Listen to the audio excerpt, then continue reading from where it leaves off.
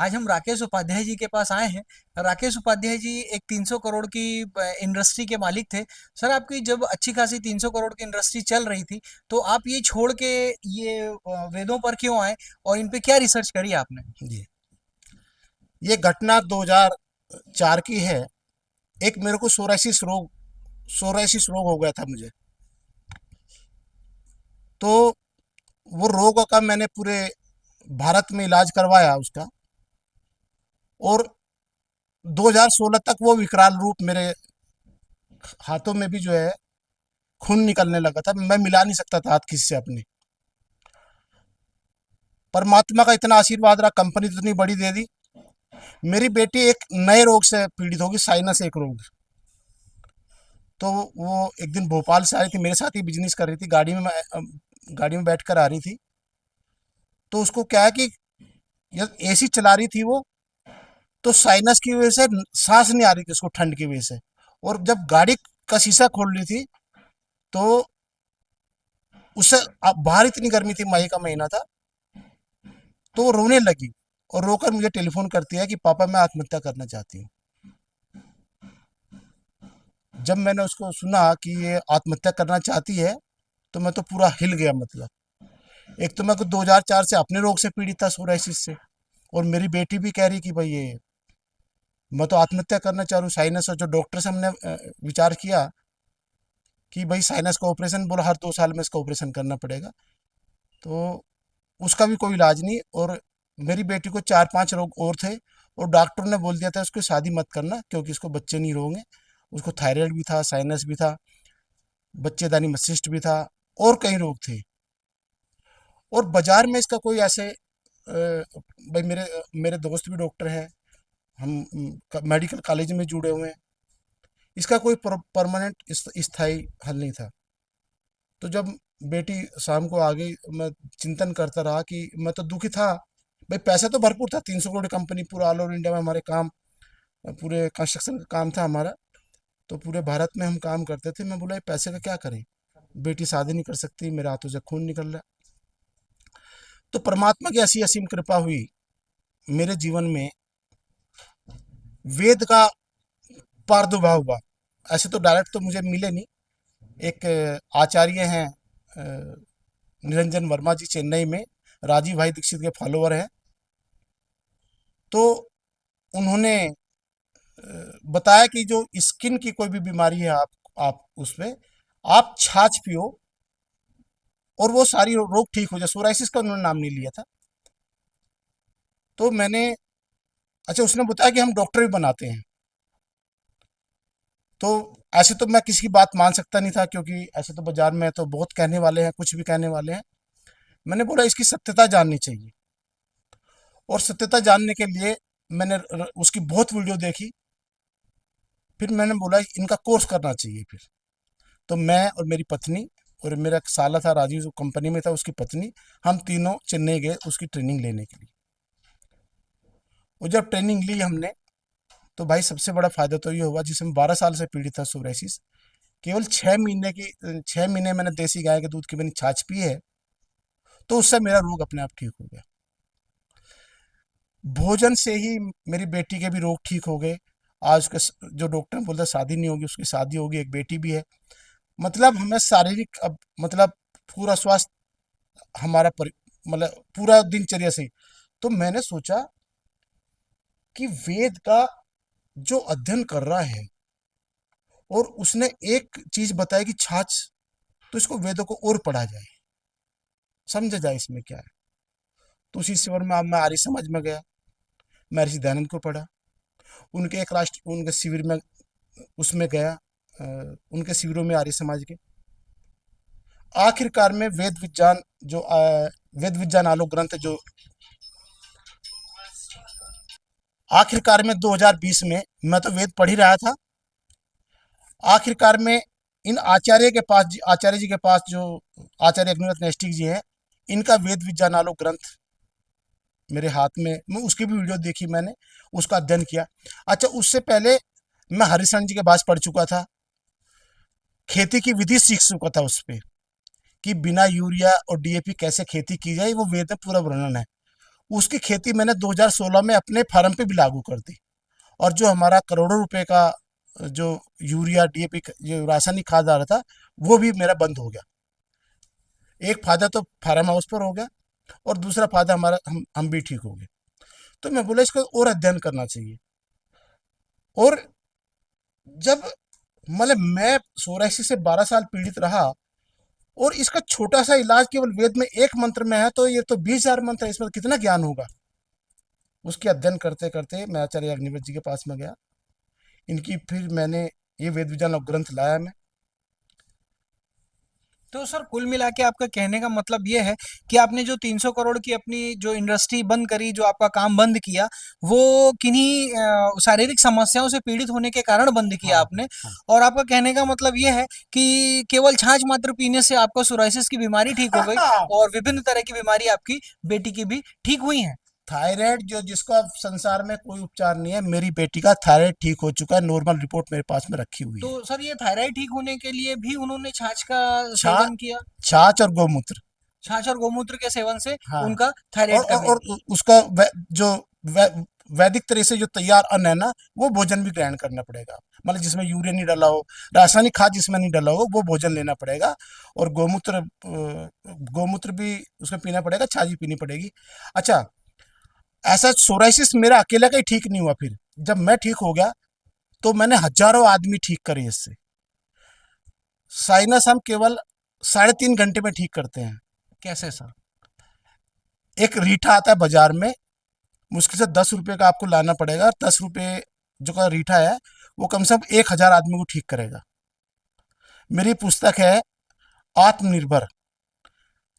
उस पुस्तक का लिखने का उद्देश्य ये है कि जो पैसे की बर्बादी हो रही है 85 लाख करोड़ भारत में, और विश्व में हो रही है 800 लाख करोड़ की, सॉरी 400 लाख करोड़ की, उसको कैसे रोका जाए, उसको मैं प्रमाण उस आत्मनिर्भर पुस्तक में पूरा दिया हुआ है कि कैसे हम जीवन जिए, कैसी पद्धति, उसमें सारा, तो उसमें सारी दवाई उसमें लिखी हुई है। तो सर हमारे चैनल को इस समय कोई देख रहा हो तो हमारी एक बात अधूरी रह जाती है कि किसी व्यक्ति को अगर साइनस है तो रीठा मात्र से वो कैसे ठीक हो हाँ, जाएगी? देखो रीठा में क्या करना अपने को, कि बाजार से रीठा लाना। आपको करीबन 20 ग्राम रीठा को अच्छे पीसना है अच्छी तरह। और थोड़ा गर्म पानी लेना, थोड़ा गर्म पानी। और उसको जितना 20 ग्राम आपने रीठा लिया, 20 ग्राम पानी में उसको डुबो कर रखना 24 घंटे। जी। तो 24 घंटे जैसे आप डुबो कर रखोगे, तो फिर आप उसको छान लेना है। और छान करके 3 बूंद इस नाक में डालना और 3 इसमें डालना है। तो जितना यहाँ थोड़ा 2 मिनट ऐसे करके रखना है पीछे को। और जितना यहाँ चोक चोक हुआ है, जो कफ जमा हुआ है, 3 घंटे में सारा नाक के माध्यम से पूरा बाहर निकल जाएगा, और रोगी एकदम स्वस्थ हो जाएगा। रोगी एकदम स्वस्थ हो जाएगा। जहां तक सर हमें ज्ञान है कि ये जो साइनस होता है ये नाक की हड्डी बढ़ जाती है। हाँ और ये जो नाक की हड्डी बढ़ जाती है साइनस में, ये रीठा मात्र का उबला हुआ पानी डालकर लेट जाने से ये ठीक हो जाता है। ऐसा रीठा के उपाय लिखे हुए हैं, वेदों में लिखे हुए हैं। जी और जी। कुल मिला के आपका कहने का मतलब ये है कि जब इन वेदों में इतने सारे तत्व लिखे हुए हैं, इतनी सारी औषधियां लिखी हुई हैं, तो इन वेदों का अध्ययन करके, इन वेदों का ज्ञान प्राप्त करके आपने अपनी और अपनी पुत्री की बहुत सारी बीमारियों का उपाय किया है। दूसरों को भी करता हूँ मैं, फ्री में इलाज करता हूँ मैं, किसी से कोई पैसा नहीं लेता हूँ। मेरे पास तो अनेक रोगों का है, हमारे पास मेरी पुस्तक में आप मिल जाएगा, उसमें अनेक रोगों का इलाज करते हैं। पर ये जो चिकित्सा है, ये तो बहुत 0.01% है। मूल तो भी बाकी है इसका। जो मैंने चिकित्सा बताई, ये 0.01% है। क्योंकि इससे क्या होगा, जब हम वेद को पढ़ेंगे, वेद से जब हम पढ़ेंगे, जो वर्तमान विज्ञान है, मैंने 6 विषयों में एमएससी की है, 6 विषय एमएससी किए हैं। ये कॉस्मोलॉजी है, प्लाज्मा फिजिक्स है, एस्ट्रोफिजिक्स है, स्ट्रिंग थ्योरी है, क्वांटम फील्ड थ्योरी। थ्योरी है, पार्टिकल फिजिक्स है, न्यूक्लियर फिजिक्स है। जब इनको पढ़ा, तो इसमें इतनी अधूरी जानकारी है, वो 100% मैंने तैयार किए हैं वर्तमान विज्ञान के लिए। यदि मेरा कोई भी वैज्ञानिक वर्तमान विज्ञान का 1% का भी उत्तर देगा, तो मैं उसको 1 करोड़ रुपए दूंगा। वो मैं आपको भी दे दूंगा 100 के 100%। क्योंकि अच्छा, जो एमएससी में पढ़े हैं, बच्चे पढ़ रहे हैं, उनको ज्ञान है ये, कि वर्तमान विज्ञान सृष्टि उत्पत्ति के प्रकरण के 30 थ्योरी चल रही हैं। मतलब कोई ऐसे बताता है सृष्टि उत्पत्ति हुई, कोई ऐसे बताता है, कोई ऐसे बताता है। अब ये समझ लीजिए, सत्य तो एक होता है, दो भी नहीं हो सकते। तो 30 सिद्धांत कैसे चल रहे हैं? वर्तमान विज्ञान जो है, जितनी 30 थ्योरी है, सबके पास अपना गणित है, अपने ऑब्जर्वेशन है, और फिर भी पूरी व्याख्या नहीं कर पाते। ये आचार्य अग्निहोत्र दृष्टि जी ने पूरी व्याख्या की है इसमें।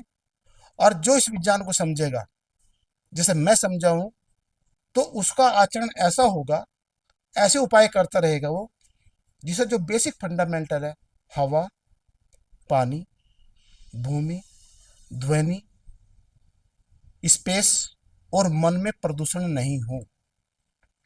क्योंकि जो वर्तमान विज्ञान है, वो अधूरी जानकारी रख रहा है, और अधूरे जानकारी का नए नए आविष्कार कर रहा है।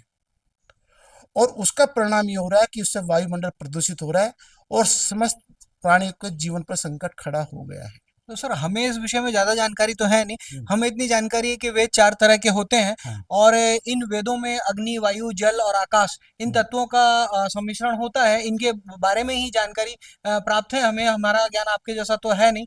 लेकिन अभी हमें ये जानकारी मिली है कि आप इस जो ज्ञान को बढ़ाने के लिए कोई गुरुकुल जैसा बनाना चाहते हैं और अन्य युवाओं को भी ये ज्ञान देना चाहते हैं। तो अगर मान लेते हैं कि कोई युवा आज की वैज्ञानिक पद्धति से पढ़ रहा है, इंजीनियरिंग, शायद आप भी इंजीनियरिंग के छात्र रहे हैं और इंजीनियरिंग या कोई अन्य व्यवसाय को करता है, डॉक्टरी करता है, तो क्या ये अध्ययन करके, वेदों का अध्ययन करके अपने जीविकोपार्जन का साधन बना सकता है? और आपकी जो योजना आगे गुरुकुल की है, वो योजना कहाँ है और कैसी रहेगी? अगर निर्धन छात्र आपके पास आता है पढ़ने के लिए, तो क्या वो आपके पास अध्ययन कर सकता है और जीविकोपार्जन का साधन बना सकता है? हाँ, बहुत अच्छा प्रश्न है आपका, कि जीविकोपार्जन तो सबसे जरूरी है। क्या है कि जो मैं तो मेरा मेरा जो हमारे कंवर साहब हैं, वो आईआईटी रुड़की से पास आउट है। मेरी दोनों लड़की बीटेक इंजीनियर है। पर जो वो कर रहे हैं, और जो हम पढ़ाना चाहते हैं, जो हम पढ़ाएंगे, वर्तमान में जितने भी गुरुकुल है, वो वैदिक विज्ञान नहीं पढ़ा रहे हैं। वो संस्कृत भाषा पढ़ाई जा रही है। भाषा अलग है, विज्ञान अलग है। जिस विज्ञान को मैंने सीखा हूं, इससे हमारा बच्चा केवल ग्रेजुएट शास्त्री बनकर ही डॉक्टर बन जाएगा, कृषि वैज्ञानिक बन जाएगा, प्रबंधक बन जाएगा। जितनी वर्तमान में डिग्री है, सारी उसके पास होंगी। तो उसको जीविका के लिए कोई भी इसके अलावा कोर्स पढ़ने की जरूरत नहीं रहेगी। हाँ, एक बात सत्य है, वर्तमान विज्ञान में भी जितनी जितनी सत्य बात है, वो भी वेद की है, और वो हमें बच्चों को पढ़ानी पड़ेंगी। जैसे इलेक्ट्रॉन का मैं बात करूं, इलेक्ट्रॉन, प्रोटॉन, न्यूट्रॉन। हाँ, हम संस्कृत भाषा में उनके नाम अलग हैं। जैसे हमारे ऋषि मुनियों ने बताया कि 5 तत्वों से पूरी सृष्टि बनी है। वो बताते हैं, आकाश, वायु, अग्नि, जल और पृथ्वी। पर इस पर गहर चिंतन नहीं हुआ कि आकाश इस किसको कहते हैं। वर्तमान विज्ञान में जो स्पेस जिसको बोलते हैं, वो वैदिक वांग्मय में उसको आकाश कहते हैं। वो वायु, वायु ये हवा नहीं है वैदिक वांग्मय में। ये जो वैक्यूम ऊर्जा जिसको वर्तमान साइंटिस्ट कहते हैं, वो वैक्यूम ऊर्जा है। पर वैक्यूम ऊर्जा को वर्तमान विज्ञान पूरा नहीं जानता है। हम उसकी पूरी व्याख्या, ये 2800 पेज का ग्रंथ आचार्य अग्निहोत्र जी ने लिखा है। ये वायु कैसे बनती है, इलेक्ट्रॉन कैसे बनता है, ये पूरा इसमें वर्णन है, पूरा उसका वर्णन है। तो वायु जो है, वो वैक्यूम ऊर्जा है, जिसको वर्तमान विज्ञान हम वैदिक संस्कृत वांग्मय में वायु है। और फिर अग्नि, अग्नि का ये आग नहीं है। जो वैदिक वांग्मय में वो आग नहीं है, वो जो है, जो सबसे छोटा कण है, जैसे क्वार्क है, फोटोन है, इलेक्ट्रॉन है, जो सबसे छोटा कण है, उसको वैदिक वांग्मय में अग्नि कहा गया। फिर जल, जो एटम आयन है, जो वर्तमान विज्ञान एटम आयन कहता है, उसको जल है। और जो मोलिकुल है, उसको वैदिक वांग्मय में पृथ्वी कहा गया है। तो जो अभी तक हमारे दार्शनिकों ने जिसकी व्याख्या की, वो अभी तक नहीं की है।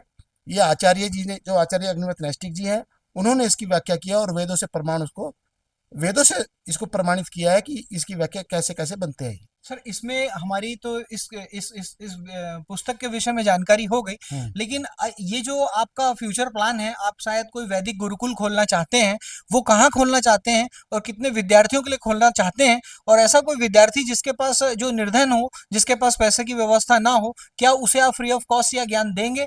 और जिस तरीके से अग्नि, वायु और जल की हम चर्चा कर रहे हैं, तो अग्नि तो हमारे भोजन के लिए, हमारे पाचन के लिए भी जरूरी है, जल भी हमारे शरीर के लिए जरूरी है। तो इनसे संबंधित चीजें जहां तक हमें आपसे चर्चा करके ये ज्ञान प्राप्त हुआ है कि हमें ऑर्गेनिक खेती की ओर जाना चाहिए और औषधीय के रूप में ये आयुर्वेदिक चीजों का इस्तेमाल, उपयोग करना चाहिए। तो क्या आप ऐसा कोई गुरुकुल अभी वर्तमान में खोल देखो, रहे हैं? जो विद्या है वर्तमान, जब विज्ञान अधूरा है, जब हम ये अधूरा कह रहे हैं, तो जो पूरा है हमको प्रस्तुत करना पड़ेगा।